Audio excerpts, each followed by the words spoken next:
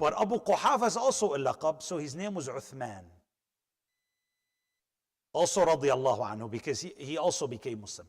So Sayyidina Abu Bakr as-Siddiq radiyallahu anhu, our character for the day, our figure for the day, was a very interesting man, a very special man. Let's start before Islam. Interestingly, the Prophet alayhi salatu wassalam and Sayyidina Abu Bakr were buddies since they were kids, because they were similar in age. They're about 3 years apart. So Sayyidina Muhammad sallallahu alaihi wasallam is about 3 years older than Sayyidina Abu Bakr. So they were similar in age. But also, they were similar in mindset. Why? You see, before the Prophet ﷺ came, the condition of Ahlul Ard was almost everyone was a mushrik, except few of Ahlul Kitab that were still following the true Christianity, like those priests that Sayyidina Salman al-Farisi encountered and learned from. And there were some of the remnants of the Arab that were called al-Hunafa, that were still on Tawheed. And everyone else was kind of gone. And you guys know, there was a man called Amr ibn Luhay. He actually brought the tradition of worshiping idols into Mecca. It was not even there, but he kind of brought it from the Sham area. He imported those gods and started a franchise. He said, let's start a god franchise in Arabia. And he brought in Ibadat al-Asnam. So anyways, so Sayyidina Abu Bakr radiallahu an, even before Islam, he was one of those Hunafa. So he never worshipped idols, and he never bought into this whole thing.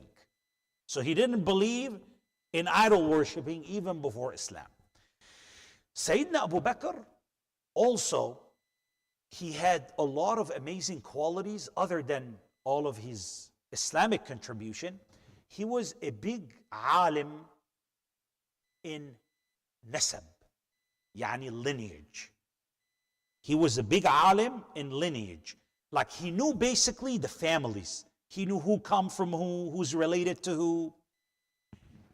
He knew tribes. He knew important people in each tribe. He knew the history of them. He knew poetry very well. So he was a big scholar in that. And actually, he was a guru of that. People will come and ask him. And you know, later on when Sayyidina Hassan ibn Thabit was roasting the mushrikeen, he took the expertise of Sayyidina Abu Bakr to roast the mushrikeen without affecting the Prophet ﷺ. Because he said, how can I do it? Sayyidina Hassan ibn Thabit, he said, how can I roast the mushrikeen? How can I roast Quraysh and you're one of them? So he told them to take help from Abu Bakr radiallahu anhu. So Abu Bakr knew how to find the pathway to roast Quraysh without affecting the Prophet ﷺ, because he knew who's who. Sayyidina Abu Bakr before Islam was a businessman, a tajir. And he was doing well. Financially, he was doing well. And as you know, there was a big mingle between Sayyidina Prophet Muhammad ﷺ and Sayyidina Abu Bakr's family. So he would visit Sayyidina Abu Bakr's house a lot. They would see each other a lot. So as you know, when Allah subhanahu wa ta'ala blessed the humanity with sending the message of Islam to clear the path, to remove all of the previous shirk, to remove all of the misconceptions about God and about lifestyle and about how to live your life in piety. As you know, Sayyidina Abu Bakr radiallahu anhu was one of the first to become Muslim. And it's natural because they're together a lot of the times. But actually, also I'm going to add question 2 to the trivia. Question 2. Question 1, who's Abdullah ibn Uthman radiallahu anhu? Question 2, who was the first believer amongst the Muslimin? Who was the first mu'min? Or the first Muslim? Who was he? Okay, you say Abu Bakr radiallahu. Who has another answer? Yes. Sayyidina Ali ibn Abi Talib. Okay, who has another answer? Yes. Prophet Muhammad sallallahu alaihi wasallam. You're right. He was the first Muslim. Prophet Muhammad sallallahu alaihi wasallam. You know what's the dalil? The Quran. What did Allah say? آمن الرسول بما أنزل إليه من ربه. First, the Rasul believed in what was sent to him from his Lord. Then what did he say? وَالْمُؤْمِنُونَ. Then the believers came. So actually the right answer, you're right, Imran. The first believer is the Prophet Muhammad ﷺ himself.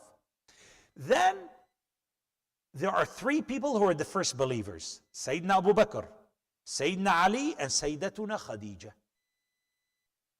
Some of the ulama before argued, oh, it's this one, and then the reality is, it's different categories. Sayyidatuna Khadija, the first person. Period. Sayyidina Abu Bakr, the first man, and Sayyidina Ali, the first youth. Yes. So now problem is solved. Different category, different age groups. See what I'm saying? So anyways, Sayyidina Abu Bakr radiallahu an was a tajir, was rich, made money. And when the Prophet ﷺ told him about Islam, he was a wise man with wise mind, and he was already prepped. Because he never believed in the Asnam to begin with. He never believed in shirk to begin with. So everything made sense to him. See, the message of the Prophet ﷺ made sense to him. And plus, he's his friend, so he knows him, he trusts him.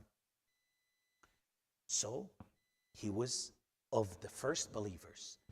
And Sayyidina Abu Bakr became known as the Siddiq. Now we're going to know down the road why he came to be known as a Siddiq. Sayyidina Abu Bakr radiallahu anhu, he embraced Islam entirely. Not tiptoeing, entirely. And when he became Muslim, he put in his money for the support of the deen.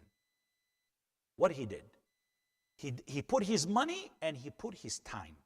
First of all, he started a da'wah campaign. First, where did he go to? His friends, the merchants, the people he do business with. So he went to Sayyidina Uthman ibn Affan.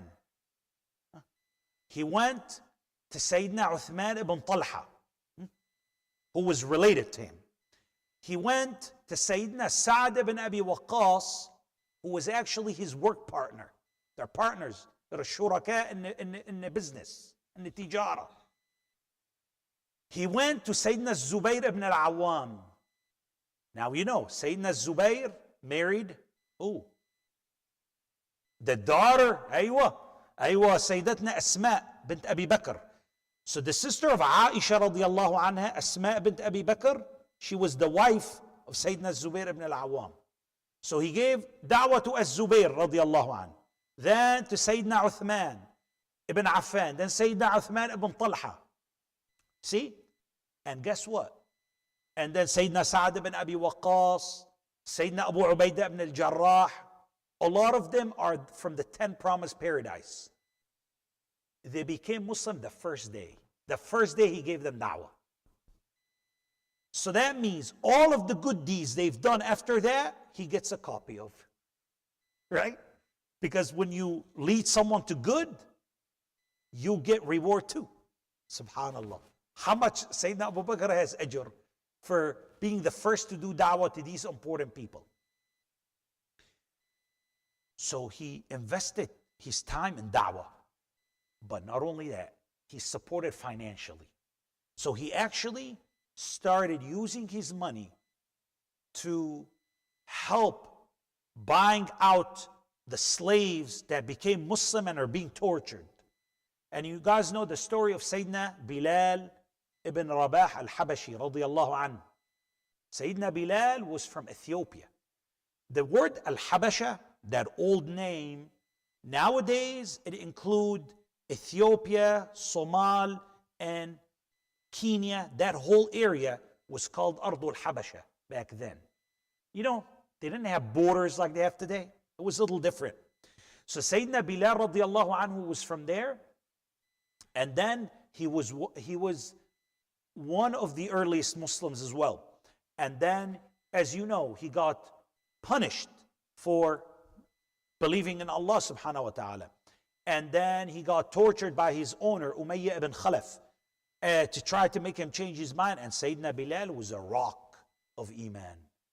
He couldn't get to move his Iman or change his mind or anything. But then Sayyidina Abu Bakr wanted him to get out of that misery. And he just said, listen, man, what benefit do you have torturing him? You know, I'll just buy him from you. And then he freed him, liwajhillah. Of course, there's different stories of how that happened, but that's the bottom line. So again, Sayyidina Abu Bakr, and these are all lessons we learn, how we do da'wah to the people.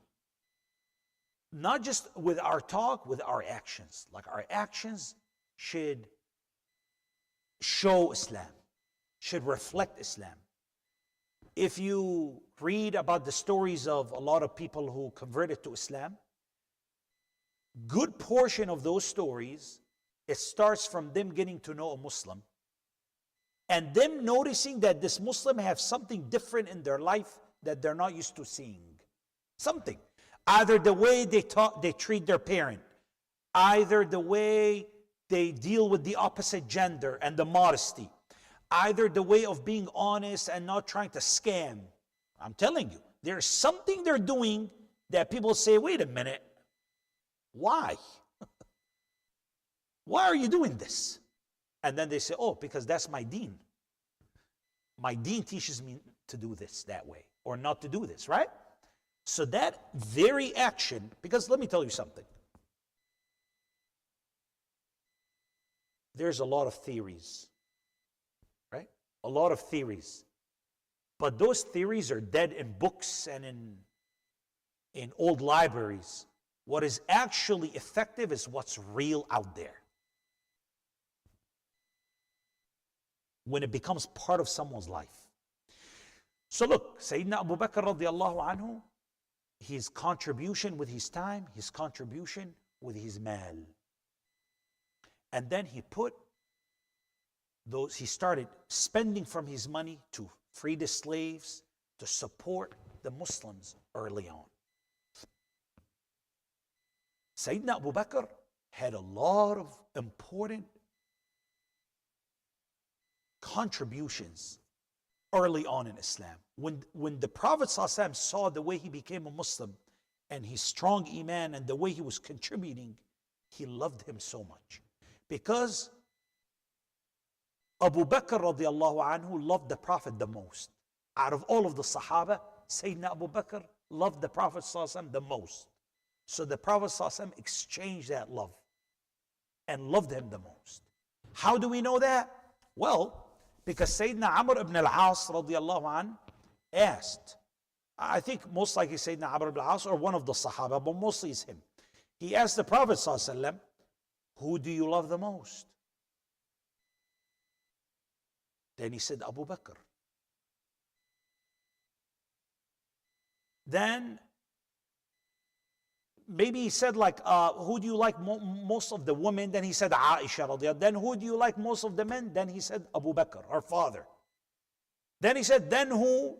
Then Sayyidina Umar. Then who? Then he said, I stopped asking.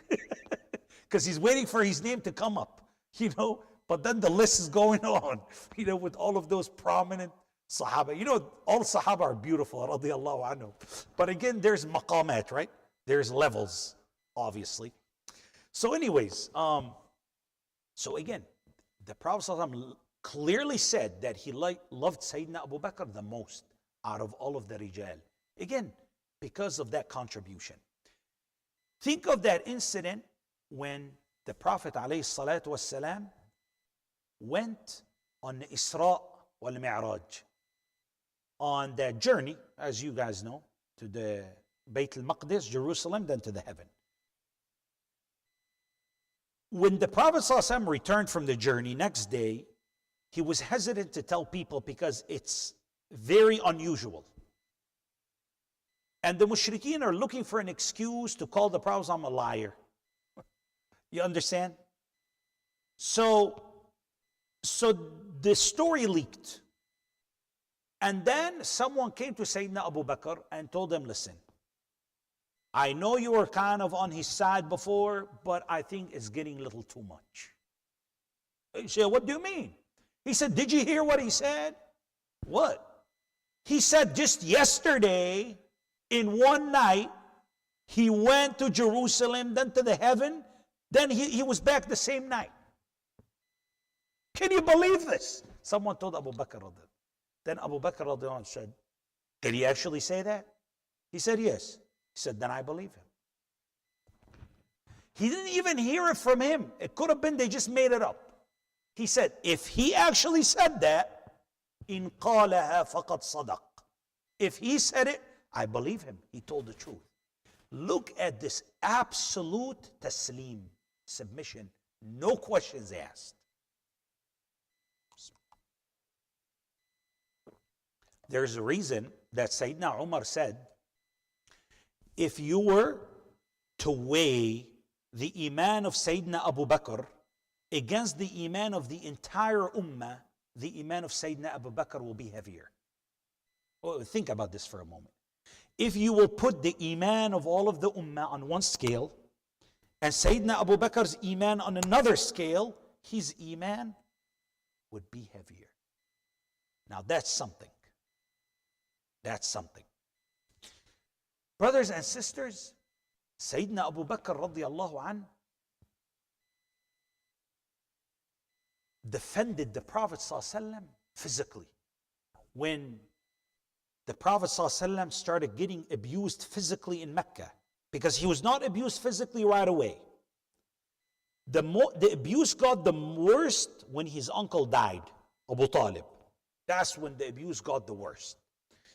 So there was an incident that Sayyidina Abu Bakr came to defend the Prophet ﷺ when he's being harassed by some of Quraysh, that one of the Quraysh people threw him on the ground and stepped on his neck, almost killing him.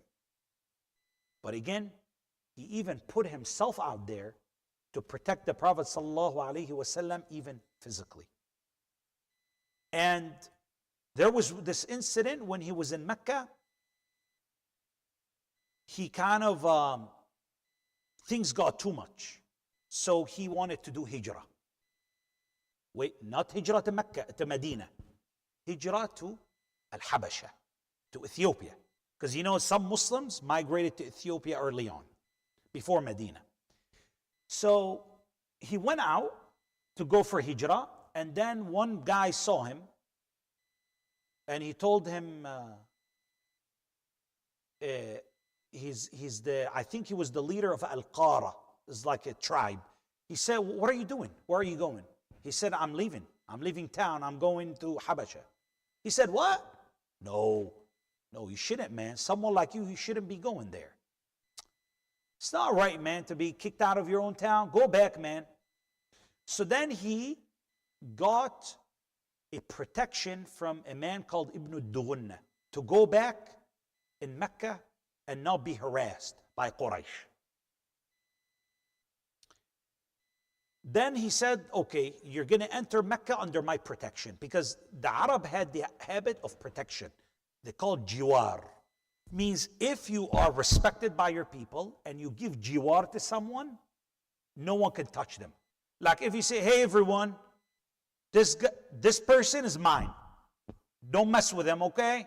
If you mess with him, you mess with me. Okay, khalas. They respect that, okay? They respect that. You say like, he's my guest now, okay? Don't mess with him, please. So Ibn al-Dughunna, he was also a tajir, but he had more money than Sayyidina Abu Bakr. So he had a lot of respect. Sounds familiar, right? Nowadays, you have more money, you have more respect. That's how it works. So he had more respect because of his mal. So he basically said, okay, you come in. They said, okay, we'll let him in, but under one condition. He must not pray in public. He goes home, he does whatever he wants, but don't sit and pray in public. He said, okay. So then Sayyidina Abu Bakr went home, and after a short time, he built a masjid in his backyard. And he started praying in it and reading Quran. And Sayyidina Abu Bakr, it was his nature that he was very light-hearted. Yani, I don't know if it's the right term. Yani, he was very emotional. So when he reads Quran and prays, he would cry easily. Get very emotional. So if you see him, it will move you a lot. You know, it's like very moving. So then he would stand and just pray alone. And then the women of the mushrikeen and the children will be peeking and looking at him. What is he doing?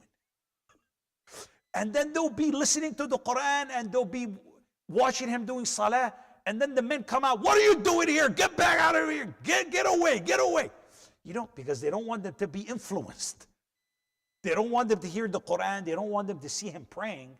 They're afraid it's going to change them. So then those big honchos of the mushrikeen, they got annoyed. Oh my God, look what he's doing now.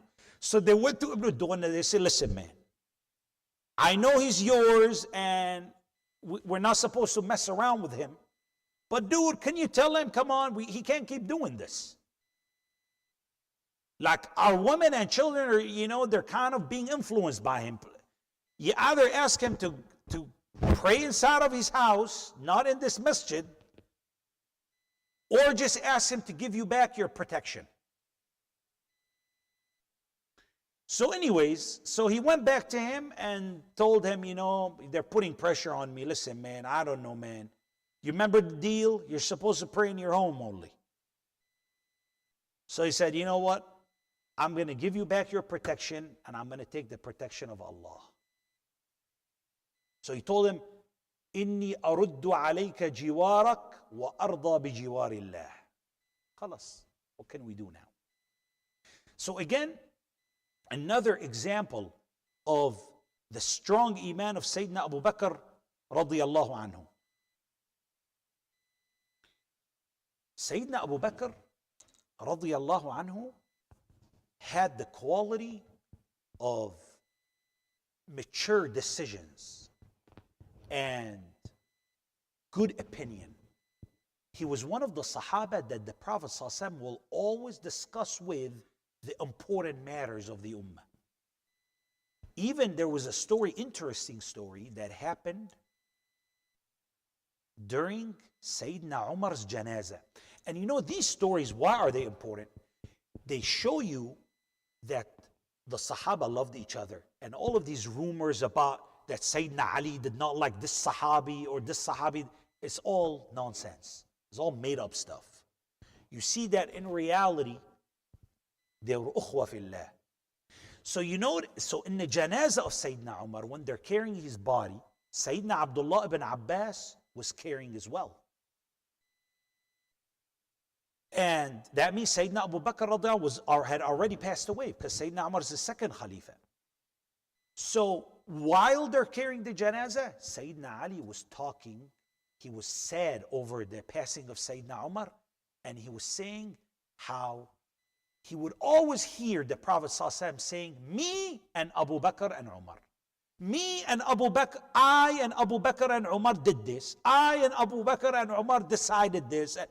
He would always hear that ibarah, that phrase, which means the importance of Sayyidina Abu Bakr's opinion and how his opinion was mature and was wise. And the Prophet ﷺ would take it in consideration. Sayyidina Abu Bakr not only gave the money early on, actually Sayyidina Abu Bakr has been recorded 3 times giving his entire wealth. All, entirely, 3 times. Not once, not twice, 3 times. You might say, wait a minute, if he gave all of his wealth, how did he make more? Don't forget he's a businessman, right? So he would give all of his wealth and then he'll start over again. 3 times Sayyidina Abu Bakr radiyallahu anhu gave his wealth. First time is when he went for hijrah. You guys know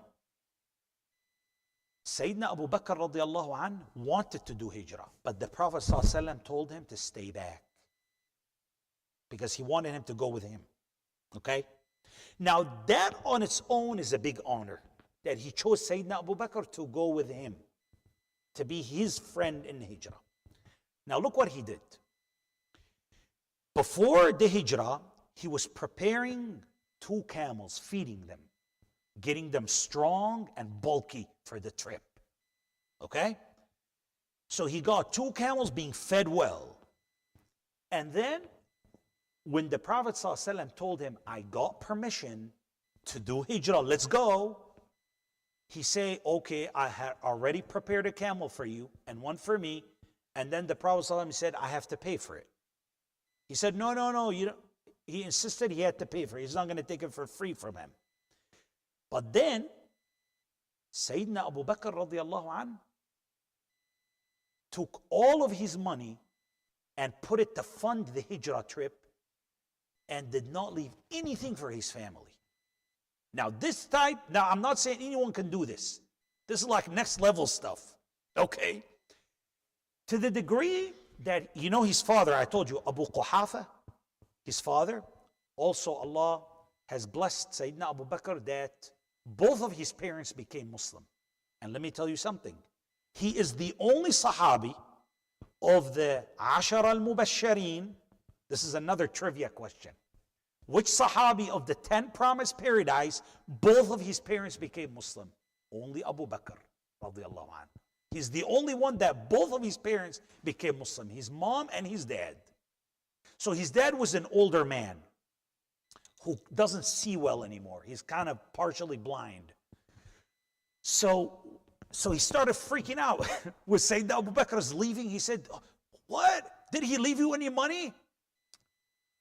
So he kind of started getting worried. So Sayyidatuna Asma, she's smart. What she did, she took him to the area in the house. It has like a hole in the wall. It's like almost the safe. That's where Sayyidina Abu Bakr kept the money, the coins. Okay? And she put rocks. And she covered the rocks with a fabric. And she took him and said, hey, come, Grandpa, let me show you something. And she took him, and then she took his hand and put it on top of it. She said, he left us this. He said, okay, yeah, that looks good amount. Okay, if he left you this, that should be all right. And she said, by Allah, not even $1, not even 1 dirham. But she just wanted to reassure the poor old guy, you know, so he doesn't be depressed the whole time. So, as you know, Sayyidina Abu Bakr radiallahu anhu dedicated his family for the khidmah of the Prophet ﷺ during Hijrah. As you know, when the Prophet ﷺ and Sayyidina Abu Bakr were hiding in the cave for 3 days before they continued to Medina, Sayyidina Abdullah ibn Abi Bakr, the son of Sayyidina Abu Bakr, Abdullah, he would actually go to Mecca and spy and see what's the word on the street. What is the info that is available? He would go, he would leave Mecca in the night, he would give them the news and return before Fajr and go back to his room and sleep. So when people come, oh, okay, they thought the whole night he was there. But no, actually he did a night mission. He went and told them the news and came back. Sayyidatuna Asma radiallahu anha, she also prepared the food. She prepared the food that is called Zadul Musafir. Zadul Musafir is the food that travelers take. Usually dried fruits, dates, dried fruits, certain things that do not go bad because, you know, it's hot. Things can spoil quickly. So they would take that food and eat it on the way. So again, she prepared it and she tied 2 bags, filled that food, and you know, she was called Dhatul Nitaqain because she had a waistband. She ripped it in 2 and tied those bags of food to prepare. So the family of Sayyidina Abu Bakr were kind of involved and part of the preparation for Hijrah. And then, again, that's one incident that Sayyidina Abu Bakr radiallahu anhu gave all of his wealth. The second incident, there was a big group of Arab who came to Al-Madinah, and they are having hard time. They needed financial support, and they needed it right then. And guess what? The Prophet ﷺ encouraged people to give sadaqah. And Abu Bakr does not disappoint, radiyallahu anhu. He came and poured all of his money. That's the second incident. The third incident is during the Battle of Tabuk. Now think about this for a moment. You had small group of the Muslimin in Ramadan in the summer who are fasting. Around 10,000. And they're going to meet the Roman army in Syria, in the southern part of Syria, or Bilad al-Sham, with over 100,000 fighters, with armors and high-tech weapons. And they're going in Ramadan fasting and with lack of funds. Can you imagine? And it was not only the Roman Empire who got in this, but also the Christian Arabs were part of this too. Like the Ghassasina, they're called Bani Ghassan. Those were the Christian Arabs that lived in Syria at that time. So they were also part of the army. And then things were difficult, there's shortages, so the Prophet ﷺ encouraged for sadaqah. And then also, guess what? Sayyidina Abu Bakr brought his entire mal again. So 3 times he brought his mal. To the degree that the Prophet ﷺ, look how powerful that statement. One time there was an incident where there was an argument that happened between Sayyidina Abu Bakr and Sayyidina Umar. Now pay attention. It doesn't mean Sahaba could not get into arguments. They can. But here's the difference. They will go back to haqq once they're shown haqq. They will fix it. They'll not keep things broken. They fix it. Look at this. So Sayyidina Umar got angry with Sayyidina Abu Bakr. And then Sayyidina Abu Bakr went to apologize. And he ignored him. So he went and complained to him about he complained about Sayyidina Umar to the Prophet ﷺ. Sayyidina Umar regretted and said, man, I need to fix this. So he went looking for Sayyidina Abu Bakr. He couldn't find him at home. Where is he? He left. So he went to the Prophet ﷺ. He saw him there. He saw Sayyidina Abu Bakr already there. And he already told them what had happened. So then the Prophet ﷺ got very angry. And he said, aren't you going to leave my friend alone? Aren't you going to leave my friend alone? Yani Sayyidina Abu Bakr. Then he said, by Allah, no money has benefited me like the money of Abu Bakr. Look at this statement. This is a powerful statement. No money has benefited me like the money of Sayyidina Abu Bakr. Of course, wait a minute. Is that the money the Prophet is keeping for himself? No. That's the money he's taking and getting the affairs of the ummah moving forward, giving the fuqara. The Prophet ﷺ, when he passed away, he had $7 left, 7 darahim. That's it. The Prophet ﷺ did not take anything from the dunya. He gave it all away. But here's the thing. This is a powerful statement that shows you the status of Sayyidina Abu Bakr radiallahu anhu and how the Prophet ﷺ felt about him and how he viewed him. Sayyidina Abu Bakr was mentioned, or not mentioned literally, but alluded to twice in the Quran. Twice in the Quran. The first time when Allah talked about the cave. ثاني اثنين إذ هما في الغار إذ يقول لصاحبه لا تحزن إن الله معنا. ثاني اثنين إذ هما في الغار. 2 that are in the cave. That's Sayyidina Abu Bakr and the Prophet ﷺ. So he was mentioned there.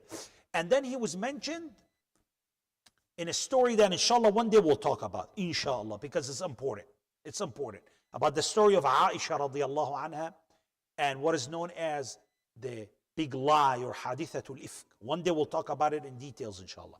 But anyways, so in that instance, there was a guy, one of the Sahaba radiallahu anhu, his name is Mistah. Mistah. So Mistah got involved into rumors and all of that, okay? That he shouldn't have got into. So Sayyidina Abu Bakr got angry and said, okay, I'm not going to support him anymore financially, because he was supporting him financially. And then he was supporting him and his mom. But then he said he's not, because it affected Sayyidatuna Aisha, the wife of the Prophet ﷺ. That was like red line. So then Allah revealed an ayah, وَلَا يَأْتَلِ أُولُو الْفَضْلِ مِنْكُمْ وَالسَّعَةِ أَنْ يُؤْتُوا أُولِي الْقُرْبَى. So يعني, those of fadl, those of grace, they should not swear by Allah not to do good to the relatives. So like, whatever happened, but they shouldn't cut off the financial support for that Sahabi. And then the ayah said, أَلَا تُحِبُّونَ أَن يَغْفِرَ اللَّهُ لَكُمْ. Don't you want Allah to forgive you? So Sayyidina Abu Bakr immediately said, yes, I want Allah to forgive me. And he restored the financial support to him. But look, Allah called him here ulul fadl. And the Mufassirin almost agree that this is Sayyidina Abu Bakr. So two places in the Quran he was alluded to. And that add to his virtue, radiyallahu anhu. Another interesting thing, Sayyidina Abu Bakr was the guard of the Prophet, was the Haris. In Badr, in the battle of Badr, he was always next to him, making sure no one get to him. During Hijrah, he would always ask the Prophet to walk behind him. Why? In case a wild animal pops out of nowhere, in case something dangerous come out, he's the first to get it. He doesn't want the Prophet to get hurt. And you know the story in the cave when a scorpion came out? He used his foot to plug that crack where the scorpion came out so it wouldn't come and sting the Prophet. Ajib. That type of sacrifice is just ajib. Nothing to say except that. And he put his foot there and the scorpion kept stinging him and he was just like out of pain. His eyes started tearing. And it fell on the Prophet and woke him up. He didn't want to say anything not to wake the Prophet up. It's ajib. He was tolerating all that pain not to wake up the Prophet and getting stung by a scorpion. Ajib. Those type of people are ajib. Subhanallah. So anyways, by the way, the word ajib in Arabic means unusual. Maybe in Urdu it has different meaning, negative or something, but the word ajib, yani amazing, wonderful, like whoa. It causes ajab. The ajab bimana wonderment and amazement. Like you say, Ya Allah, what is this? That's how it's used in Arabic, just so you don't have khalt. Just so things don't get mixed up. So anyways, and plus, like one time during Hijrah, the Prophet wanted to sleep in an afternoon to get some qaylula. So also he said, wait, he cleaned all of the area, made sure nothing is there, made sure no insects or things are in the cracks. And then he said, okay, now you can go. Radiyallahu anhu wa ardah. Sayyidina Abu Bakr radiyallahu anhu was one of the Sahaba who gave bay'ah al-Ridwan, bay'at al-Aqaba. He gave a pledge to the Prophet ﷺ to be one of those that protect him at all costs. So, and those people who gave the bay'ah, Allah has pleased with him. Allah has announced that He's pleased with those Sahaba, radiyallahu anhum. So he's one of them. And then the Prophet ﷺ saw in him that he is suitable to, he saw that his deen is suitable to be the Khalifa. That's why he asked him to be his Khalifa in Salah. When the Prophet ﷺ, towards the end of his life, sallallahu alaihi wasallam, got pretty ill, had a very strong fever, he couldn't stand and lead the salah. He went out one day and he prayed sitting down, but then other days he couldn't come out. So Sayyidina Abu Bakr was asked to lead the salah. Although Sayyidatuna Aisha told him, look, yani, he can cry easily and now he's going to think that you're not there and he's going to get even more emotional. So I think let someone else do it. And then he kept insisting, Muru Aba Bakr falyusalli bin nas. Khalas.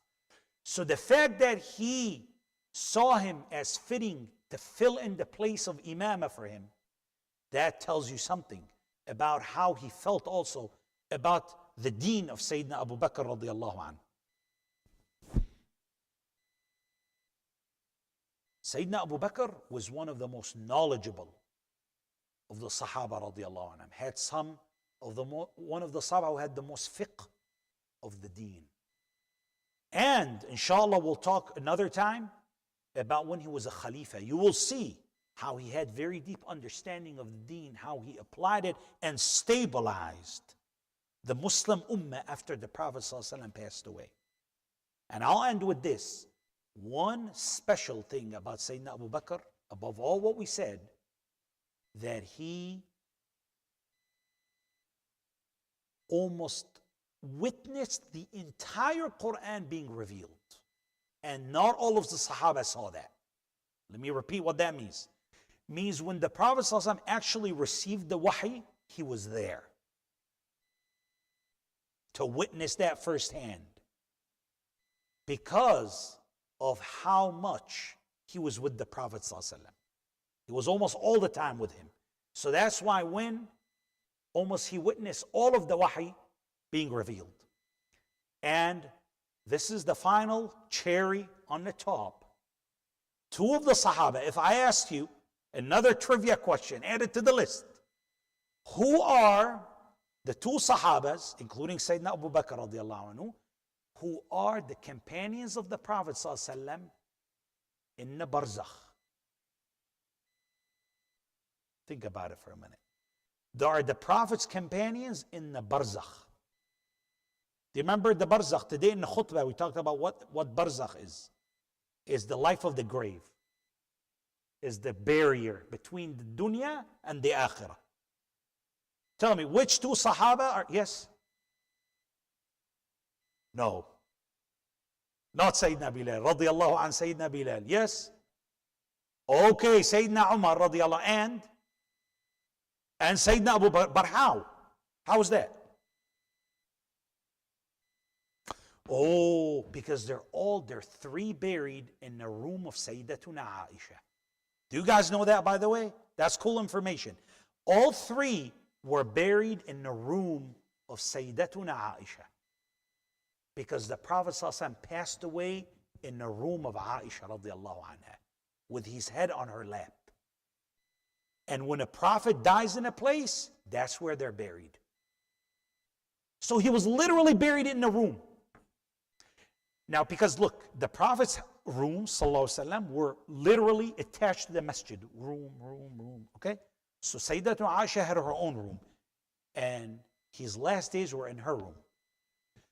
So then, there was space for other people. So Sayyidina Abu Bakr requested to be buried there.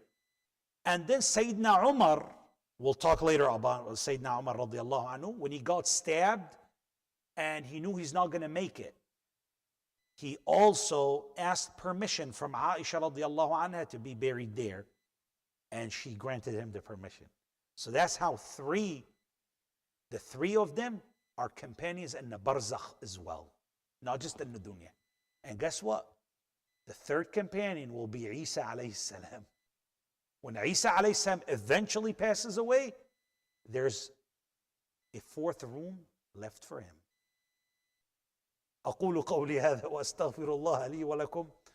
اللهم صل وسلم وبارك وأنعم وتكرم على سيدنا محمد وعلى آله وصحبه وسلم. والحمد لله رب العالمين. May Allah bless you all and thank you for your sabr. بارك الله فيكم إن شاء الله. وإياكم بارك الله فيكم. بسم الله.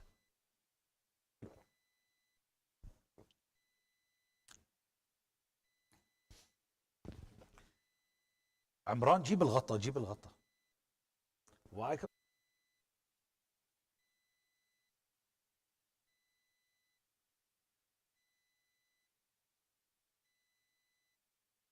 Brothers, we have some snacks. Please stop by and grab some. We have some spring rolls. Inshallah, on your way out, just stop by and grab some, please. Jazakallah khair.